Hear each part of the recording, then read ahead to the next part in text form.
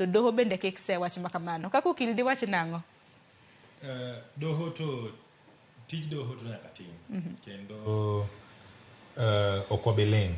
Obed ni gik moko dhi matek to wamong'o.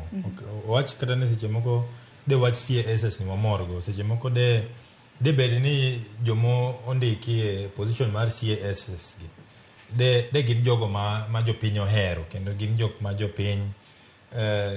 omorgo. Doho gi wan kaka jorit chik okwabi ling kata bed ni gino moro kata ok moro. To achiel kuom jawinjo wacho ni jawinjo gi janeno wacho ni ma bobedo abeda kaka excuse matene ni chieng' moro serikal mar Ruto bo wacho ni ing'eni nadwa tiyonu kendo nadwa tiyonu maber to nuneno kaka doho no meya koro katiyo koro agombo tam mar ariyo. Koro nyaka wang'e ni at the end of the day ka in ja Kenya ma nyalo winjo excuse machalo kamano to mano wachni nikech ing'eni imbe in gi ratiro mar winjo excuse machalo kamano to ananeno ni weche wanyalo timo kendo serikal inyalo ta nitie yore minyalo ta serikal e yo maber kendo yo maluwo chike kendo yo makata kotere doho nikech ing'eni doho article 23 gi 22 of the constitution wacho ni ng'ata in fact in the former constitution nyaka nibed ni provision mar katiba no inyi directly kok inyalo dhi e court to sani katiba manyien wacho ni ng'ata so long as in ja Kenya oyieni dhi e court mondo ipingi matende ni anyalo dhi kata dala wako kwanyo kacha to aromo gi dayo moro kata jaduong' moro moti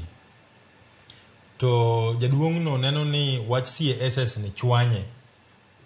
katiba oyiene dhi kata chwalo gine court to gima nyaka wang'e en ni kitimo gimoro amora ma kalure gi katiba to doho ok bi thicho oko nikech weche mang'eny osetere court. In fact sani king'iyo registry mar court Nairobi kende the constitutional petitions mosechwale court employment court sani ringo mana 600 to constitutional court koro dhi kadho mana 2,000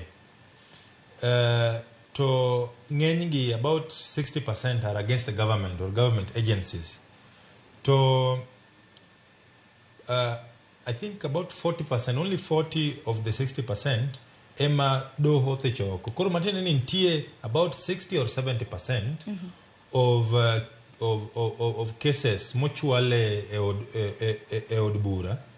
e court mondo gigo ma serikal otimo thicho oko lakini doho ok othicho oko nikech ang'o nikech serikal kata agencies mag government notimo gino ma chik dwaro matene ni kitimo gino kalure gi kaka chik dwaro kata kochwale e court kata kochwale otere e court court nyalo duogo